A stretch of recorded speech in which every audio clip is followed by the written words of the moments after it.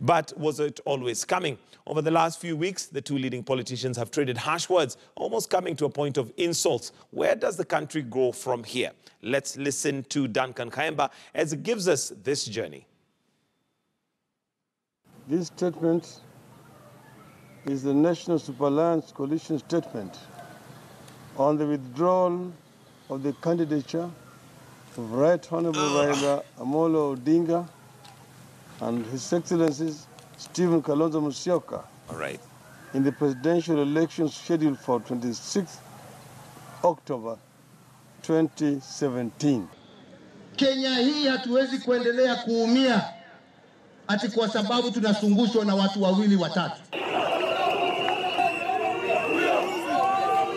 A supreme divide that points to what the immediate former Chief Justice Dr. Willy Mutunga warned about 2 years ago. The country is dancing on a precipice and it may flip over. For more than a month now, the country's attention has been shifted on two political giants in Kenya, President Uhuru Kenyatta and former Prime Minister Raila Odinga, as the two continue engaging in a bitter political tug-of-war that has been complicated further by Supreme Court's directive for a fresh presidential election expected to take place on 26 October 2017, after Odinga successfully petitioned presidential election results, a move that did not augur well with the president. Sasa wewe si rais. Wewe nashikilia tu. Unaning'inia tu. Sio? Tutakung'oa. But even as the Independent Electoral and Boundaries Commission prepares for the repeat polls, the two camps are sending mixed signals. While Jubilee is campaigning aggressively in readiness for the repeat match, NASA has categorically stated that there will be no fresh presidential election since IEBC has declined to comprehensively address the demands they term as their irreducible minimums.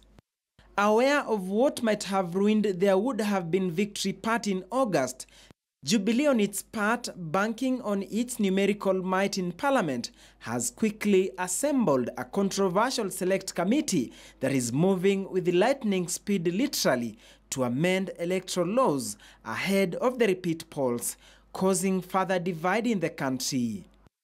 Opposition members of Parliament have refused to be part of that committee, rendering the whole exercise a purely Jubilee affair. Sisi leo tumeandamana kuonyesha to express our displeasure with IBC. Na vile vile tunashitumu ile kamati inaendelea kubadilisha sheria katika bunge. The National Assembly with 220 something. We are only now 13 members shy of a 2/3 majority, meaning we can even change the constitution of Kenya. The only thing that has ever worked against political injustice is the people power. People's power. Colonial subjugation, one-party dictatorship, and the oppressive constitution were not outlawed by courts.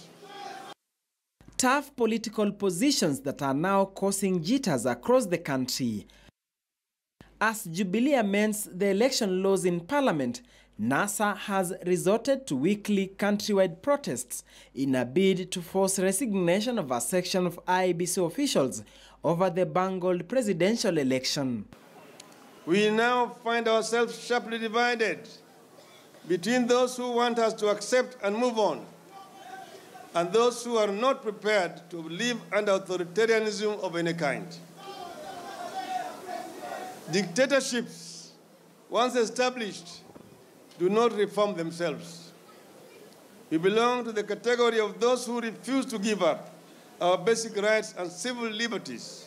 Just like in the 60s, the bitter political rivalry between the Kenyattas and the Odingas in Kenya can once again be felt, sins of the nation's founding fathers now haunting the nation half a century later through their sons. The two political heirs seem to have picked from where their fathers left. Hata akichaguliwa, we have the opportunity in Parliament within 2 months, 3 months. Tumemtoa.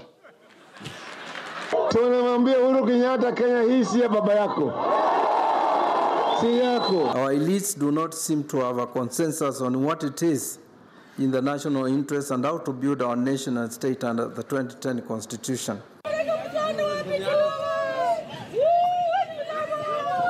A political standoff that could have as well placed the country on the brink of precipice, or simply put, Kenya could be dancing on a precipice, and if the situation is not arrested, then The drums of possible violence are being heard by all of us.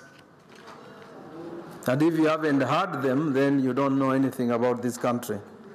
other stakeholders equally worried about the prevailing political situation have raised a red flag.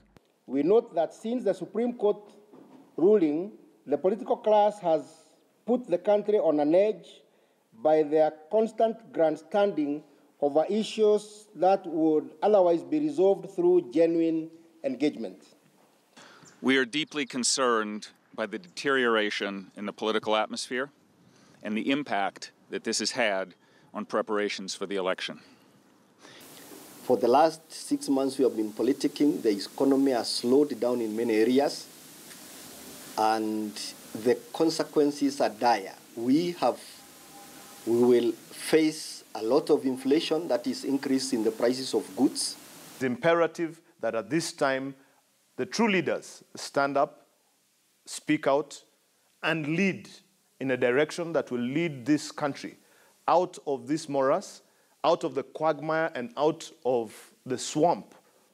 Our analysis suggests that Kenyan politicians and communities try to use the elections to resolve deep-seated mistrusts, pains, bitterness, and unresolved relational baggage that can never be resolved by an election. Security analysts warn that continued focus on legal implications in the event the presidential election is not conducted within constitutionally required 60-day window at the expense of the security risks which are beckoning could be costly mistake in the end. Once you decide as a team that you decide that we are going to demonstrate, it's very important that demonstrations should not break the law. That's purely from a security, regardless of which side of the political divide you're on. Your demonstrations should not break the law. That's the number one thing. So in this case, unfortunately, we have, it seems, as it were, that our leaders are pushing the followers to a precipice, and once you cross the Rubicon, then it becomes very difficult to come back from that. So far, the church and various envoys have raised their concerns, but both NASA and Jubilee are not ready to climb down from their hardline position. There is no agreement between us and the IBC.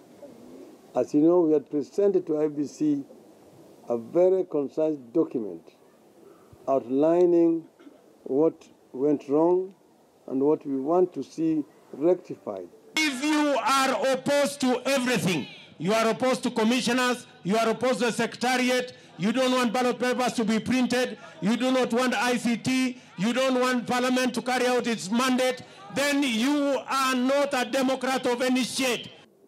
You cannot expect us to do the same thing the same way and expect a different result. It's critical that this election process be better than the last one, and that it be free, fair, credible, and peaceful. It must be conducted consistent with Kenya's constitution and laws. For this to happen, the IEBC must act decisively, and everyone needs to respect its independence. The program committee calls upon the top leadership of Jubilee Party and the National Super Alliance to drop their hardline positions regarding the management of the fresh presidential elections and seek what is best for the people of Kenya. Failure to hold the fresh presidential elections within the timeline set by the Constitution in line with the Supreme Court ruling will take this country into a scenario fraught with danger and uncertainty.